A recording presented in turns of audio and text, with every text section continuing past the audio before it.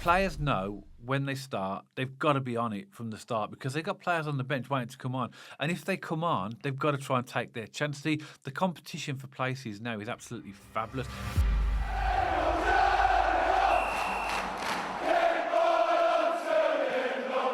Welcome back to BCFC Royal Blue. And finally, the Carrow Road curse has been broken. As you know, that we documented on this podcast, we haven't won there since Stern John in the black Phones for You kit in that playoff season that we made it into the Premier League, which Daddy's wearing now.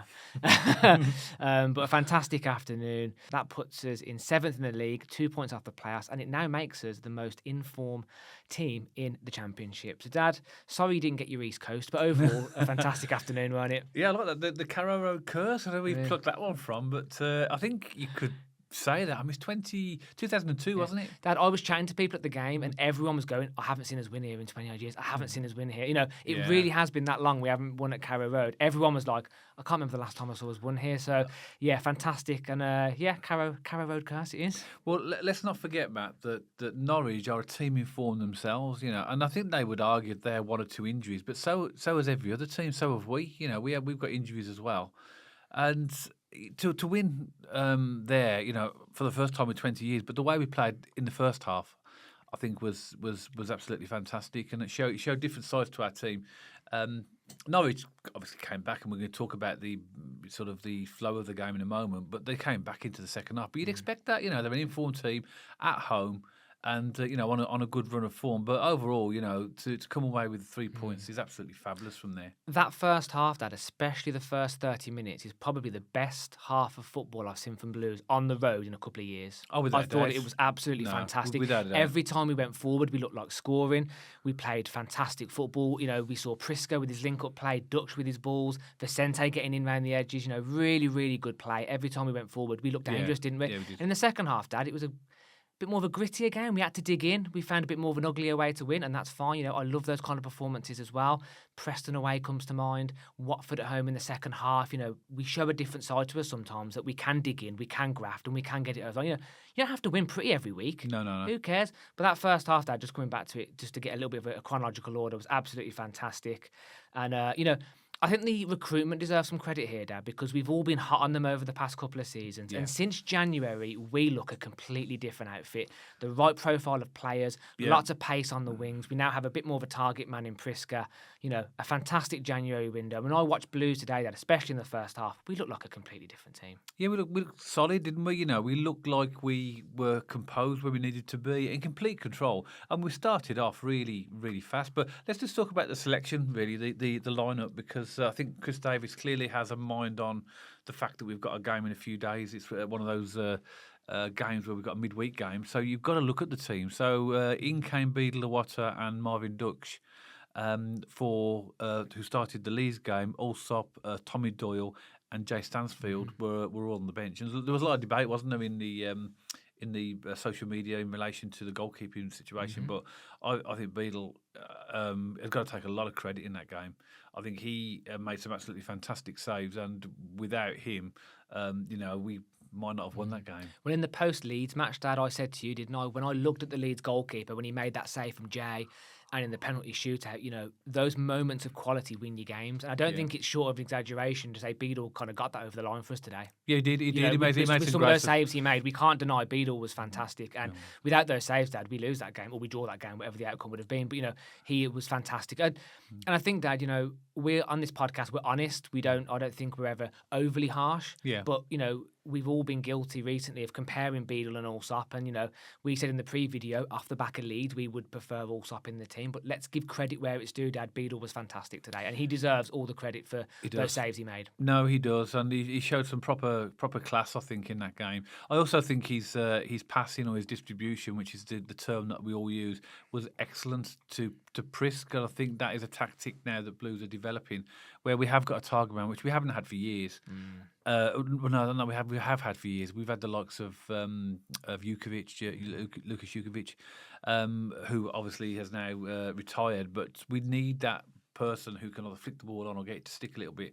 Especially away from home. Yeah, and you did say, I mean, fair play to you. You, in your pre-match team selection, you suggested that this would be a game for Priska. And he proved that, away from home, it takes a lot. See, if you've got a player that can do that can either flick the ball on or hold it up, it takes a lot of pressure off the team, because all that's happening otherwise is the ball's getting pinged back, isn't it? Yeah, exactly. And you've got to look at Priska in that and think, well, if he's doing that now, what happens when he gets, maybe 18 months, 2 years down the line, where he's got more experience, maybe a bit more about his frame? Yeah. He's going to be excellent. You know what I like about Priska as well, Dad? You know, when we're not on the ball or he's not on the ball, he's still pushing the centre halves, and the centre halves are pushing him. He's knocking them off kilter. He's giving them a difficult day. And Stansfield and Kyogo and those kind of players, they can't do that. Yeah. They can't do what Priska can do because of his physicality. He's barging, he's pushing, he's shoving, he's peeing them off basically, but in a good way. We saw it with Yuki, we saw it with players like this. Ollie McBurney at Hull comes to mind. Those kind of aggressive kind of strikers, and I think he's turning out to be a fantastic signing for us, Dad. And I think, as I said, because he gives us that different outlet away from home, he allows us to be a bit more direct. Dad, we should have scored after 30 seconds. The ball goes up, Priska flicks it on, Vicente goes through, and it doesn't happen. It unfortunately hits it straight at the goalkeeper. But that was a Prisk flick on. It was. Straight from the bat. 30 seconds in, we should have been 1-0 up, and that shows what Priska's capable of doing. He was absolutely fantastic, wasn't he? He was. I think, Matt, Norwich is a place that we have struggled with over recent years, without a doubt. Statistically, we've not done very well at Norwich. And we always said would have been nice to play them early in the season when they were struggling. But we've played them at a time when they are on good a form as we have, and to come away with the points. Now, I'm sure Norwich fans will look at that second half and say, well, they had plenty of chances, plenty of the ball, which they did. By the way, overall, 38% possession we had in this game. Yeah. And it shows you, once again, that we don't need to dominate the ball to win games. No. And showed us that battling performance in the second half. And what it showed me as well, when we do need to defend the lead, we can. Yes. Because they're a good side, Norwich. And I think that the pace in the second half is what we allowed them to sometimes catch us out a little bit. But we were strong, solid. And every player in that team played a really big part, I think, in keeping that 2-1 win. Yeah, I mean, Dad, there's a couple of fans on social media who are saying, what on earth was that second half about? They dominated all these things. And then everyone stand by it is entitled to their opinion. But what I would say on that is, they're the home team. They're 2-0 down. Clement's obviously going to fire a rocket up their bum. They're obviously going to come out and be aggressive and force us, And again, I think looking at it from a gritty point of view and a digging in point of view and a scrappy point of view, it just shows a different side to our game. I don't think it always has to be on the negative side. We did well. Yeah. We got a fantastic first half to go 2-0. When was the last time we were 2-0 up at half time away from home against the quality opponent like Norwich? That makes a big difference, though, Matt, because 2 goals, you've got something. You've got that little bit of a buffer, haven't you? And they scored when they scored. We'll talk about their goal in a moment, which I thought actually was a good goal for their. The way they scored it. But that was something like 69th, 70th minute. But we were 2-0 up, so even though they could have always tried to get another, it's that extra buffer that gives you that chance of something to hang on. Let's go through some of those chances, Matt, during the game, because I think first off, we were absolutely excellent. And we looked like a proper team, didn't we? We played good football. We were first to everything. We imposed ourselves. We created and cut out loads of chances. That one you mentioned in 30-odd seconds. 30 seconds it was, yeah. If that was just a few minutes later in the game, that goes in. And actually, that's exactly what it proved to be, because we got another chance, didn't we? The first goal came in the 5th minute. And what an absolutely wonderful ball from Brightside Samuel. Oh, my word, fantastic. Did you see it wasn't just the actual direction or the curl on it. It was also the pace of it. It was perfect. Perfect for Vicente. And he ran through on goal. And he had a defender pressurising him as well. The goalkeeper was there waiting, and he managed to tuck it just underneath the goalkeeper's arm, just hit the inside of the post, and went in right by the away end as well. I know. Right in front of us. That was, and me and you were looking at each other saying, we're in the lead at Norwich, because we were not used to doing very well here, are we? And that that was early on. That was in 5 minutes. Well, I would say that on that is every single time we went down our right, their left, we looked dangerous. Yeah, I saw Samuel passing it through, Priska going it through, even a Water and Ducksch were passing balls through. That left back and that left side centre back was having a torrid time in that first half. And we listened, Dad, to their captain's Kenny McLean. We listened to his post-match interview in the car on the way home, and he said that he felt like they were a bit too aggressive in that first moment. And you could see it because we were just carving straight through them every time. And especially down that side, they were really fragile. But I'm just backing you up. It leads us on to that point of the chances that we were creating often came down that side, didn't they, in that first half, especially in the first 10 or 15 minutes, you know. I think they, the team in training have clearly been working on the wings, so that, you look on the right wing, you've obviously got Soy Samuel pinging it or trying to get it, the likes of Vicente or Patrick Roberts if he's on.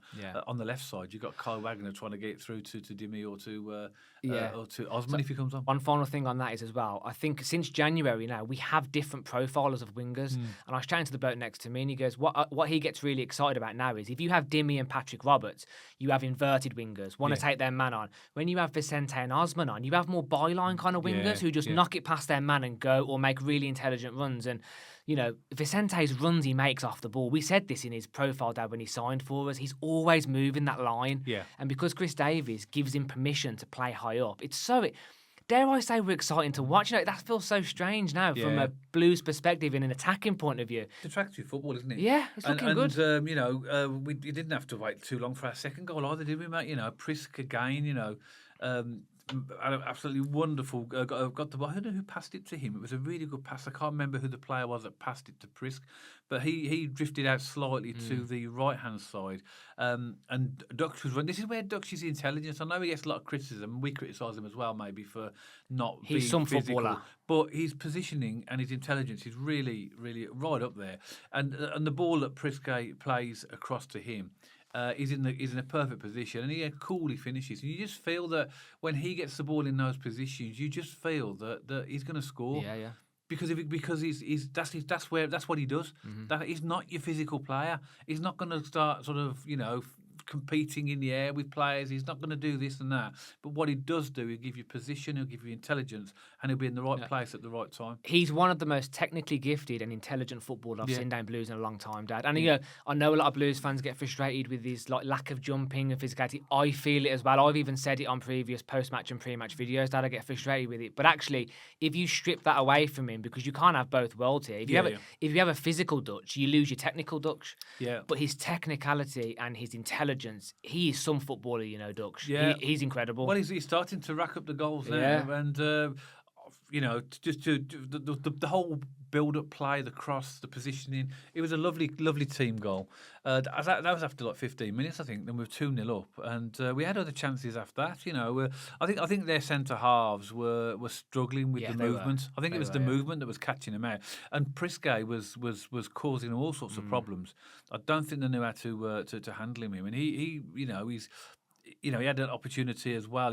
Really well positioned. This is where Dimmy comes in from the left-hand side and dinks a ball. I think he's roundabout by the penalty spot and he chests it.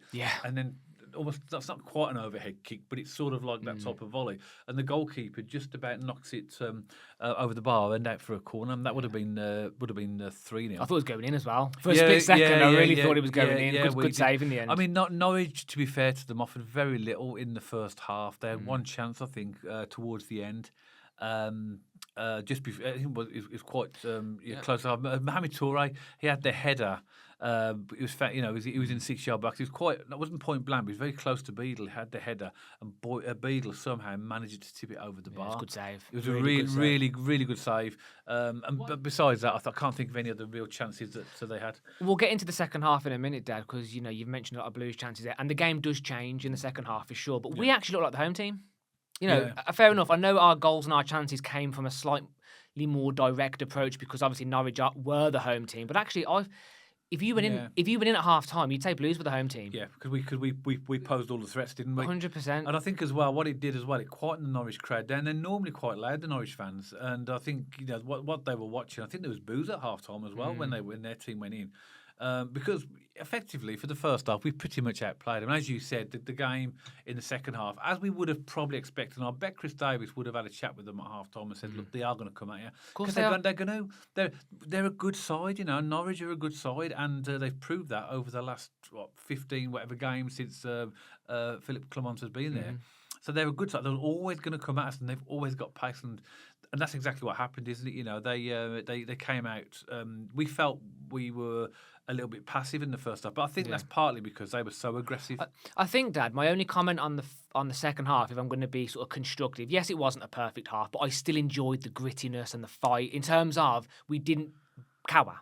You know, we didn't draw the game, we didn't lose the game. I enjoyed that bit, but what I was getting a little bit frustrated was they were mopping up all the second balls. Yes. They were kind of a little bit more aggressive in that regard. Whereas in the first half, we were doing that. And it was a little bit frustrating that we got knocked out of shape a little bit. But take nothing away from the boys in terms of their determination and getting over the line. I just felt like early stage of the second half, they were winning more battles than we were. They were, and I think that was always likely to happen because a team like Norwich at home are always going to have a spell. And of course, they went in, had a chat, they regrouped at half time and came out. Yeah, and virtually straight away, you know, Beadle made another double save. I think that Touré's a good player of theirs. You know, he's really, really pacey. He had a shot which Beadle saved, and it went out to Fisher, I think he was, who shot it again. He made a double save. And that was absolutely fabulous as well. See, as a shot stopper, he's clearly proving that Beadle is proper quality when it, you know, that type of thing. Shot stopping, Dad, Beadle is a good goalkeeper, isn't he? But quick question on that about Touré and Clara. They were kind of going at it, weren't they, for 90 minutes? What are your thoughts on that battle in terms of, you know, there was quite a bit of pushing and shoving and like... I love it. Same. I love it. You know, that's what football should be. You know, the referees shouldn't interfere. And I know that some of the Norwich supporters, particularly because obviously you drove home from the Norwich game, and I was in the car and I was making notes and having a look, you know, ready for this podcast and just getting the key moments of the game just to talk about, really. And a lot of Norwich, I looked on the Norwich social media on their X page, and they give a lot of stick to the referee, saying he was a 12th man, but he wasn't. I think it's nowadays, you know, you got, if you take the physicality out of the game, you're going to make the game boring. But I know there's a level where if you go too far, you're going to commit a foul or give a free kick away. But a good battle, like, you know, between a good, strong centre forward in Touré and Clara, a real strong centre half, they're fantastic to watch. You know, what's Clara going to do? He's got to try and stop him, isn't he? I mean, Clara can get physical, but that's what you want from He's a captain as well. A captain centre half. You want him to be physical. He sets the example. No, so I don't get like where fans are like saying every time a player is touched or pulled down, it's a free kick or a penalty, because I think that would ruin the game. Anyway. Well, Clement's come out and said he wants, because of the back of the Blues decision. The Blues game of the decision with Touré in the box. He wants VAR in the Championship. Well, I don't know whether he's watched it properly, but I think the reaction of the fans was that they wanted a penalty where he was pulled down. But you know, be serious. Be serious. If it's a battle and it's a 50-50 battle between the two of them, well, you're not going to give penalties for that. No referee's going to do that. In the modern football now, Dad, especially the last couple of seasons, the refs have got directives to only give penalties if you absolutely have your legs sliced off, don't they? You know, genuinely, like, they don't give penalties anymore. It's really difficult to get penalties. I'm pretty certain, Matt, if there was VAR in that game, that wouldn't have been a penalty. It wouldn't have been a penalty anyway. I don't think so. No, I mean, yeah, what do you do? I mean, how many times have our players pulled down in opposition boxes? It would get ridiculous, wouldn't it? So for me, I just love that battle, and I love Clara. I think I love his physical. He got booked incorrectly, did you know? Yeah, it was Vicente that should have got booked. It was Vicente. But Dad, the ref was looking for that because him and Touré were having that battle. Obviously, Touré was moaning to the ref that Clara was pushing him, and then I think the ref spoke to Clara and said, "Look, if I see you doing this one more time, I'm going to give you a yellow card." He did. And it was almost like he was looking for it. Vicente goes in, Clara's close to him, he books Clara. He did, and he was referring back to that, because when he booked him, Clara went and had a word. He started pointing around the pitch. Yeah. But Clara was saying, even Vicente said it was me. It was me. Yeah. It was me. But you know, but that's that type of thing is just a referee. Maybe he had players in front of him. I don't know.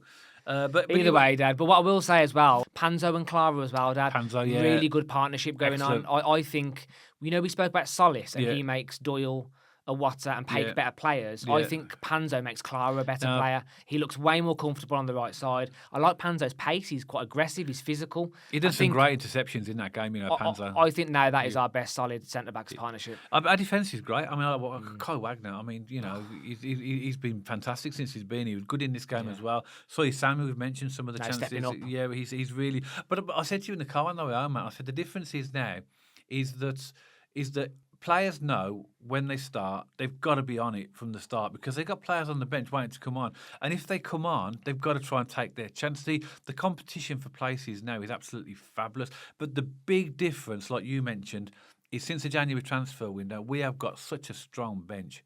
I mean, let me read our bench out for this game, and clearly, we had a lot of these players came on.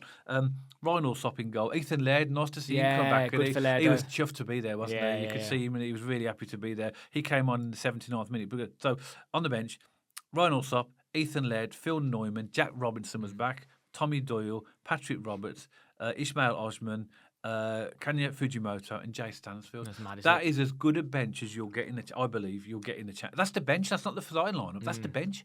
So these are players that are waiting to come on, and that's the difference now that we couldn't do before Christmas. Is that when we were struggling the game, our subs, and you mentioned it last time, they weren't making an impact. No, they weren't. Now they are. Yeah. So you take off Damari Gray, you bring on Ishmael Osman. Yeah. You Take off you Vicente, you've got you bring Patrick Roberts. Patrick Roberts. Yeah, yeah. You You take off Solis or what's that? Tommy Doyle's coming on. Yeah. You take off Priska, you've got Stansfield coming on. Yeah, yeah. You know, it's absolutely man. You take off Beadle, you've got Allsop coming on. And Like, that the works quality in and reverse, depth depending now. on who's playing. So that I think that's the difference, that we can bring on players that have got energy and pace and strength and physicality. Yeah. And I think it's absolutely brilliant. Just a few chances. Yes. We can't not mention Norwich chances, because they were good No. in the second half. Yeah. And the team that I would have expected to be playing, and I know that some Norwich fans might look at this and say, well, we had this player out and that player, but also did we. Yeah. That wasn't. We've got players that are injured as well. Although some of them are coming back now, but they had chances, and we have to acknowledge that. That the second half for us wasn't perfect. And even Blues always find a way, don't they? Because we're 2-0 up, we're all happy at half time, but they always find a way to keep on your edge of your seat. No. They do, don't Heart they? attack. Yeah. That second half was a heart attack. Yeah. Genuinely. But I don't mean to sound dramatic, as in it was loads and loads of chances. It was just a heart attack in terms of being 2-1 up away from home and then them putting the pressure on. Yeah. And Dad, we have to call it out. In the second half, Norwich were the better team in terms of they were creating more chances. They were knocking us out of shape.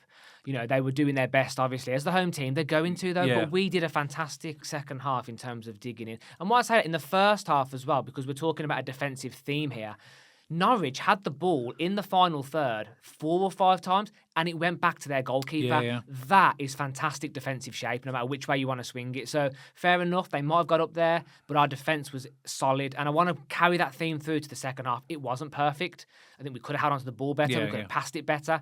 We did make a few silly mistakes and a few silly decisions. But overall, we dug in there. We got it over the line, Dad, and we bring back those 3 points. But sorry, I know you had a few final chances to talk about. I just want to, obviously, I think anybody who watched that game would have saw the Norwich chances. And that Toure is he started to cause us a few problems, didn't he? And because he's fast, I think he was 1-on-1 with Panzo, and he beat him. Took a shot, and I think it just hit the outside of Beadle's post. I said to you, what a great save, and you said to me, that's hit the post. And when I look back at it, he hit the post. Yeah, it did, yeah. So that was. How did you not hear it? Say again? How did you not hear it? I'm partly blind. I think as I get older, he's going to have to do the commentary for me while I'm actually at the games, but I'm still all right at the moment. And then there was a Norwich goal, which I thought for them was a really good finish by Kenny McLean, to be fair. It was at a time when, it was a good time for them to score, because there was enough time left in the game for them to start to keep pressing, and you could see that the crowd were up for it. And that's what happens with a goal, isn't it? But a really good finish into the top of the goal from Kenny McLean. But ball dropped to him, really, didn't it? And is there arguments we should close it now? I don't know. I mean, I don't think you can be overly critical, really, of the fact that we've got 3 points. I think Chris Davis might look at that and think, well, maybe we could have been a little bit better in competing for the second ball. It fell to Kenny McLean, and fair play to him. He hammered it into the top Good finish. corner. Yeah. And then there was a penalty claim, and it is a claim, when Toure was tumbled over in the box, but it wasn't a penalty. There wasn't enough contact on there. But of course, Norwich fans will say that. Of course, they'll say that should have been a penalty. But it wasn't. Well, how many penalties should we have had down St.Andrews that have been denied? Yeah, it happens. Yeah. But Blues, at that game, Norwich were almost like coming in waves, and but we showed a different side to our game. And I think we're going to need a bit of this at Millwall as well. 100%. This grittiness, this battle, we've shown now that this is where we are. Solis has been absolutely fabulous since we've been. He's a big fan. What I loved at the end when the players and the manager came over, all the fans were singing to John Solis. He was like this with the badge, wasn't he? He's like, I think he's really taken to Blues and taken to the Blues fans, and he's going to be a proper favourite for us, I think, as well. But not to distract from that, because I think you've got to give every player credit today, by the way. Yeah. I think everybody, but in particular, I think Beadle, because he's the one that I think that is a lot of Blues fans uncertain about, particularly after the Leeds performance for Allsop and claiming he should come back in. I think Beadle's proved, and I think shown us that he is a quality goalkeeper. Shot stopping wise, he's Yeah, fantastic. well, and his distribution today was good. So. If he don't save those chances we've spoken about, we don't win that game. No. And so you've got to give him credit. You know, he's done his utmost, and again, I think his distribution today was absolutely fabulous. You know, every time he was hitting Priska, made sensible long decisions when he needed to, passed the ball short when he needed. Vicente as well, you know, what a difference he's made on the right hand side. I mean, you could go for the whole team really, but overall, you know, Matt, to get the 3 points from an informed team away from home keeps the momentum going for us. Now, you look at our form, as you said, are we the most informed team in the division? We are now. I think we were close, if not tied with Norwich, maybe. But now we've taken over as the most informed Championship team. Yeah. So good stuff, Dad. Good stuff. But we need to take this forward now to Millwall away on Wednesday. Yeah. So you'd never have imagined. I've mentioned this before. After we left Watford, that we would literally go on a run. I know. Because Watford was New Year's Day, wasn't it? It was. To go on an unbeaten run and to win 5 and draw 3 of the next day, you'd never imagine that we could do that, and I don't think we could without these January signings either. No, agreed. Agreed. But, well done, Birmingham City. Good 3 points, and you know, keeps the momentum for us for the rest of the season. Well, let's hope we can take that into Millwall away at on Wednesday, which will be a different type of game. I think you're looking forward to it. Yeah, can't wait. I like going to Millwall. I don't know why. Maybe I'm the only one in the country that enjoys going to the Den. But I like going to Millwall as well. I'm quite enjoy going to Millwall, so I'm looking forward to Wednesday, Dad. Especially now we're quite excited to watch. We're winning games. You know, we've sat through some dross over the past 5 to 10 years, haven't we? We deserve these moments. So let's enjoy it while we can, Blues fans. But as always, we would love to hear from you. Please let us know your thoughts in the comment section below. Maybe you're a Norwich supporter, we'd like to hear from you as well. Please let us know your thoughts in the comment section below. And if you like this video specifically, please don't forget to give us a thumbs up and check us out on our social media channels. We have an X page, an Instagram page, and we're also over on Spotify, so you can listen to us or watch us over there. And if you haven't already, don't forget to subscribe to the YouTube channel and press that bell icon so you get notified every time we post. And myself and Dad will see you on the next one, all about Birmingham City.